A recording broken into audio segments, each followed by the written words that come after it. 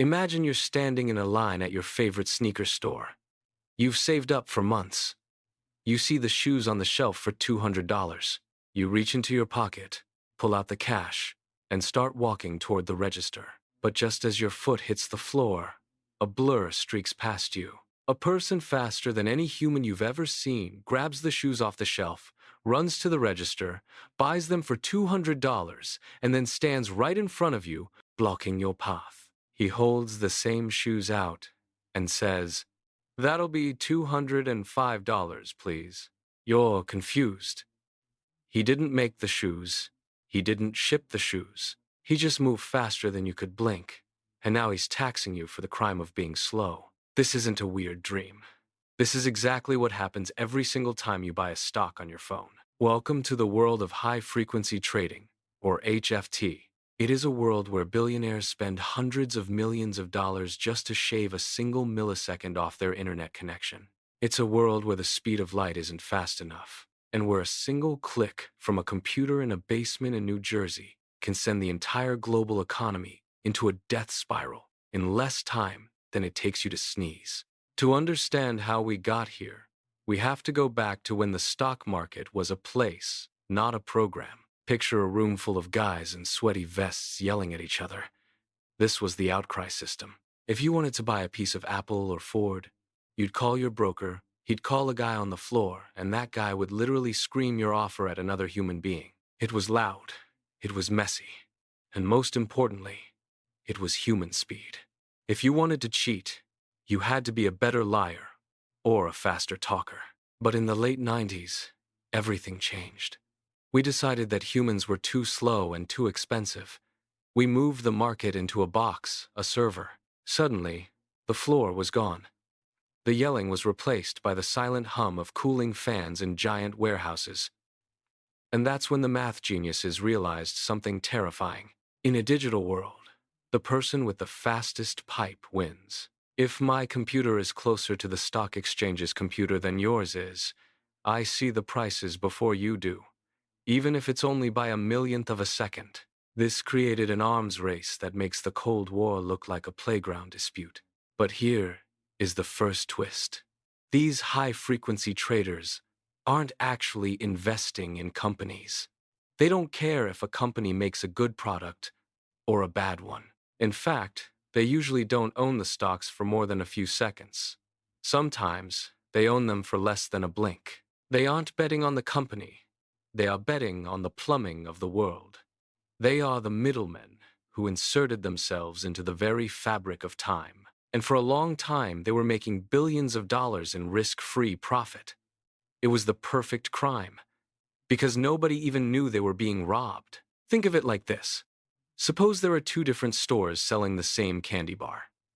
Store A sells it for $1. Store B sells it for $1.01. Normally, you'd just walk to Store A. But the HFT computers are like invisible ghosts. They see you walking towards Store A.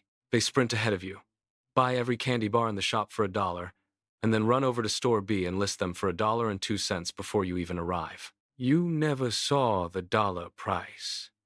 You only saw the new price. You think that's just what the candy costs. You've been front-run by a ghost. By 2010, these ghosts controlled over 60% of all trading in the United States.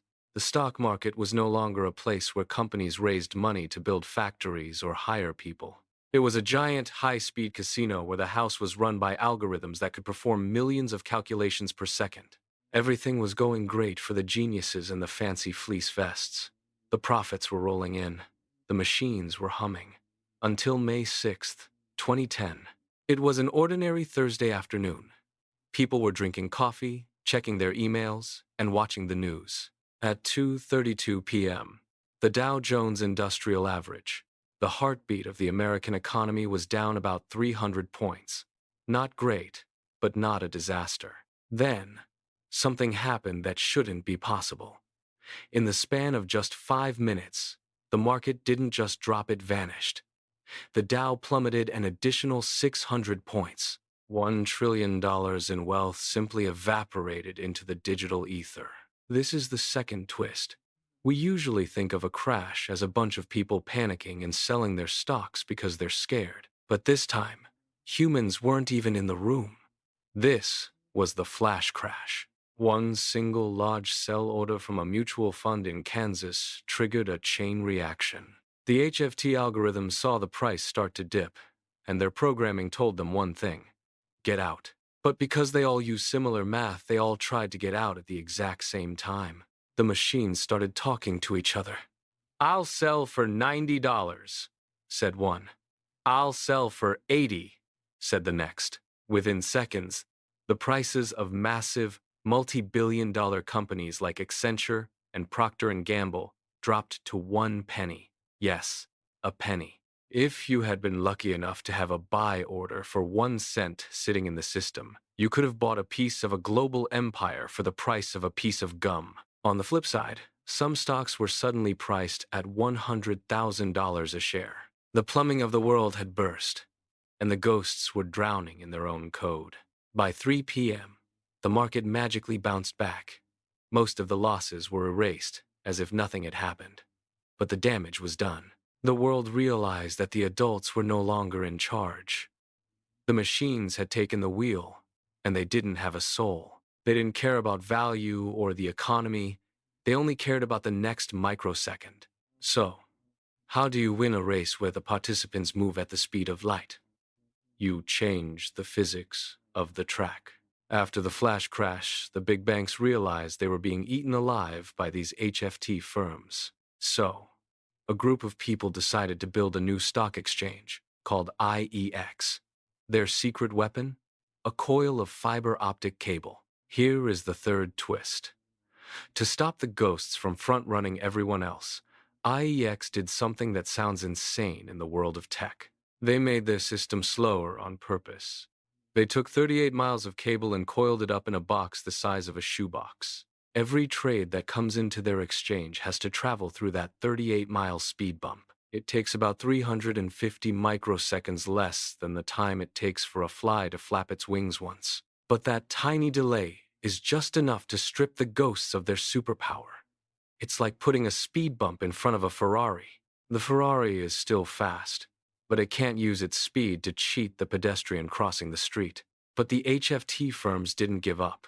They moved into the world of microwave towers. You see, light travels faster through the air than it does through a glass cable. So, these companies started building giant towers across the countryside, beamed laser signals from Chicago to New Jersey, just to beat the cable users by a few more millionths of a second. They were literally trying to outrun the curve of the Earth. Why does this matter to you? You might think, I don't care about a fraction of a cent. But imagine a tax that is applied to every single retirement account, every pension fund, and every college savings plan in the country. If you take a tiny slice of every pie in the world, you end up with a very big pile of pie. This is the hidden tax on modern life. We've built a financial system that prizes speed over stability. We've turned our economy into a Formula One car with no brakes, and a robot driver who might decide to drive off a cliff if the math looks right. The fourth twist is perhaps the most ironic of all. In their quest for ultimate speed, these firms have become incredibly fragile. Because they operate on such razor-thin margins and such incredible speeds, a single typo, a fat finger error, can bankrupt a firm in minutes. In 2012, a company called Knight Capital installed some new software.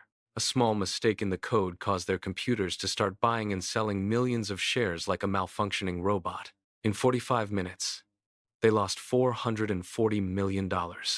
They went from being a titan of the industry to being effectively broke before the lunch break was over.